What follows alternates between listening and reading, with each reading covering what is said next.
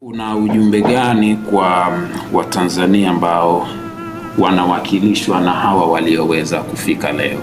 Mimi ninachoweza kusema kwanza Watanzania kama nilivyosema mwanzo ni wakati mwafaka wa kushirikiana na kushikamana.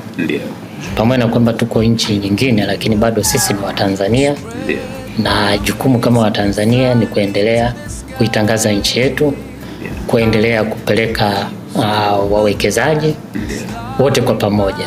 Na sio tu shughuli ya ubalozi peke yake, lakini ni kila mtu ambaye yuko hapa. Kwa hiyo kwa sisi ubalozi na mimi kama balozi natoa wito kwa Watanzania wote kwamba wautembelee ubalozi, waweze kupata yale ambayo hawapati, maelezo ya kwa shughuli ambazo wanazifanya, lakini ni namna gani ya kuhudumia wale watu ambao wanataka kupata taarifa kuhusu Tanzania.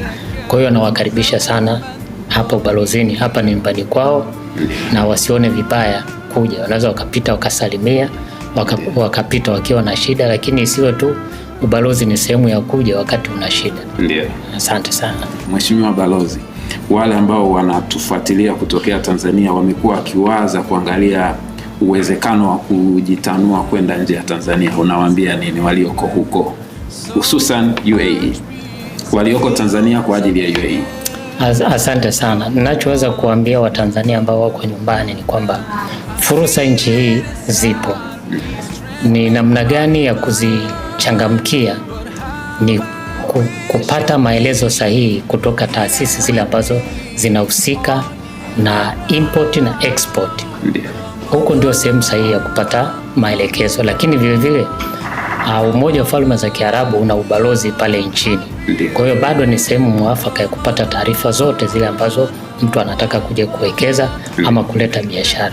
Lakini vile vile bado wao wanaweza wakaandika barua kupitia Wizara ya Mambo ya Nje wakiwa labda wamepata kampuni ambayo wanataka wafanye biashara nayo, na kutuletea sisi tukaweza kuifanyia utafiti na kujua uhalali wa kampuni hiyo kabla hawajaanza makubaliano au hawajafanya biashara nayo, ili kuondoa changamoto ambazo wawekezaji ama wafanyabiashara wa Tanzania wanapata baada ya kufanya makubaliano na kampuni ambazo sisi hatujazifanyia utafiti na baadaye kupoteza rasilimali zao. Kwa hiyo tunawashauri wafuate taratibu sahihi pale wanapotaka kufanya biashara. Lakini sio hivyo tu, hata wale wanaotaka kuja kufanya kazi UAE, ni kuna utaratibu mzuri, wapitie kwenye makampuni yale ya wakala. Na wasikubali kuondoka nyumbani bila kujua wanakuja kufanya kazi kwa nani. Isiwe tu wanaondoka alafu wanakuja hapa alafu wanaanza changamoto, sasa wanapigwa mpira. Leo amechukuliwa na huyu, anaenda kujaribiwa, wanashindwana, anarudi. Hapana. Kuwe na utaratibu sahihi.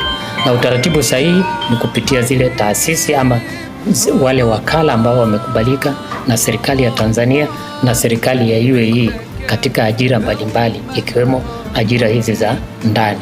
Na watakia Waislamu wote ambao wao kwenye mfungo huu uwe wa amani, uwe rahisi zaidi kuliko walivyotarajia. Lakini vivyo nawatakia sikukuu njema Eid al-Fitr ambayo tunaitarajia wiki 2 zijazo.